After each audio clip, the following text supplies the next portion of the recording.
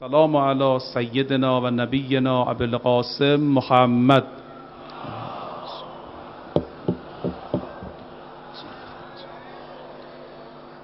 و علی آله الطیبین الطاهرین سیما بقیت الله فی الارضین واللعن علی اعدائهم اعداء الله اجمعین.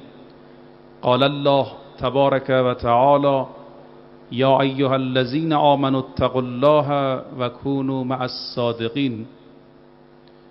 به فضل خدا از امروز تا پایان ماه انشاءالله تفسیر سوره مبارکه حدید رو خدمت شما برادران و خواهران و بینندگانی که این برنامه رو دنبال میکنند تقدیم میکنیم.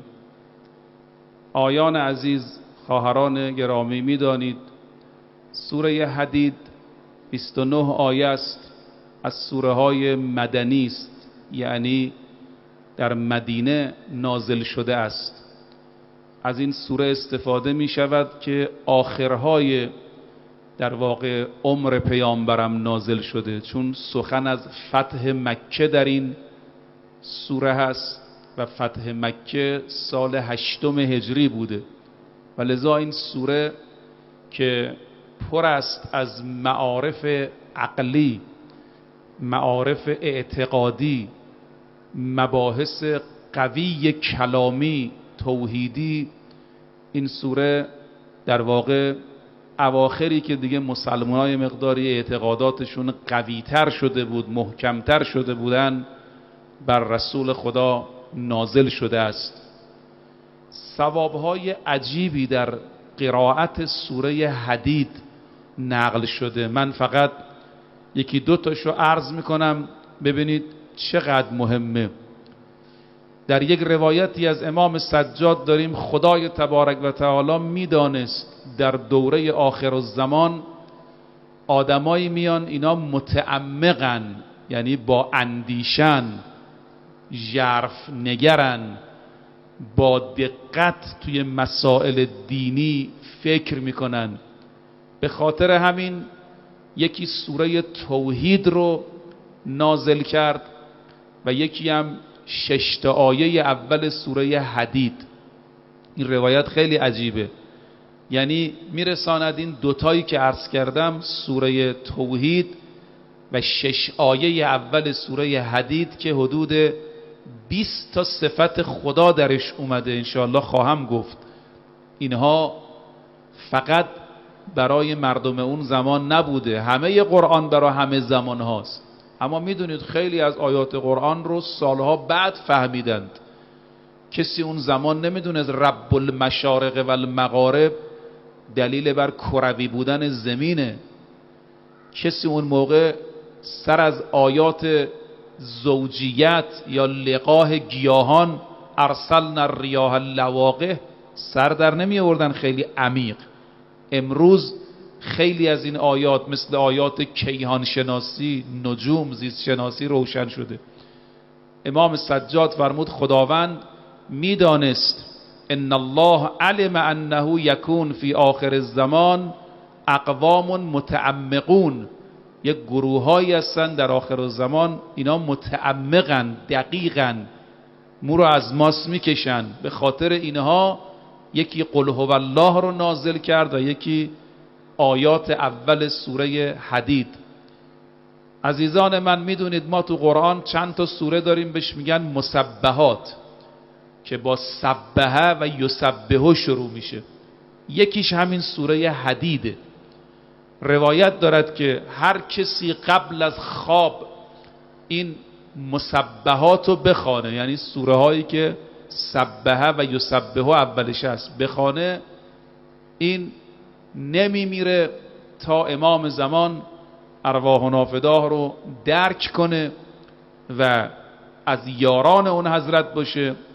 و این مات، اگرم مرد، کان فی جوار رسول الله، کسی که مقید باشه هر شب این 5 تا مسبحات، البته سوره هایی که با سبحانه شروع شده بیشتره، منتها مسبحات 5 تا معروفه، یسبحه و سبحه، مقید باشه اینا رو بخوانه هر شب که وقتی هم نمیگیره 10 دقیقه 1 ربع.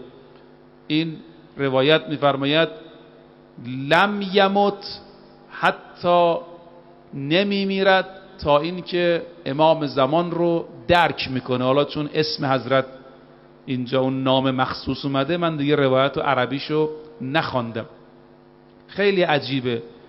در روایات داریم که اگر کسی سوره حدید رو بخونه، این روایت هم روایت قابل توجهی است، سوره حدید یک آیه‌ای درشه که از 1000 آیه ثوابش بیشتره. ما الان تو سالها، تو شبها یه شبی داریم از 1000 ماه بالاتره.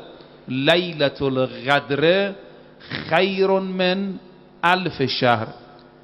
این روایت میگه ان فیهن آیةً، در سوره حدید یک آیه است افضل من 1000 آیه. یعنی اگه شما سوره حدید بخونی مثل اینکه 1/6 قرآن رو خوندی، بالاتر از 1000 آیه است. حالا آیان مفسرین بحث دارن که این یه آیه کدومه، چون نفرمود کدوم آیه است. مثل شب قدر که نگفتن کدوم شبه، شما 19 احیا میگیری، 21 میگیری، 23 میگیری، بعضیا نیمه شعبان، 27. مشخص نیست تو ماه رمضان دیگه دقیقاً. اینم مشخص نکرد، فرمود یک آیه‌ای در سوره حدید است که ثوابش از یا جایگاهش از 1000 آیه بالاتره. بعضیا حدس زدن گفتن شاید آخرین آیه سوره حدید منظور باشه، آیه 29 که حالا انشاءالله بهش خواهیم رسید. اون آیه‌ای که میفرماید لعلا یعلم اهل الکتاب. حدس زدن، تو روایت نیامده.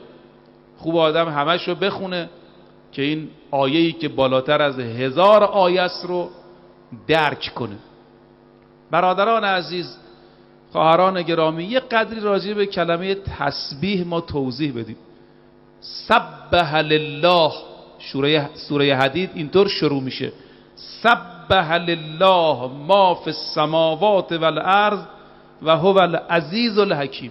هر چی در آسمان و زمین است تسبیح خدا رو میگه و خدا عزیز و حکیمه. گفتم چند تا سوره تو قرآن با سبحه و سبحانه و یسبحه شروع میشه. خیلی آقا این تسبیح مهمه. حالا توضیح میدم.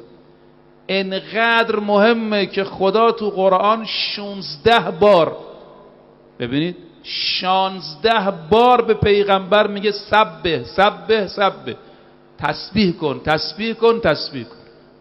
یکیشو که همتون بلدید: اذا جاء نصر الله والفتح و رأیت الناس يدخلون فی دین الله افواجا فسبح.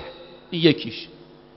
جالبه ما تو قرآن 8 مرتبه داریم خدا به پیغمبر میگه توکل کن، 5 مرتبه داریم میگه وعبد، عبادت کن. اما بیشترین امری که خدا تو قرآن به پیغمبر داده تسبیحه.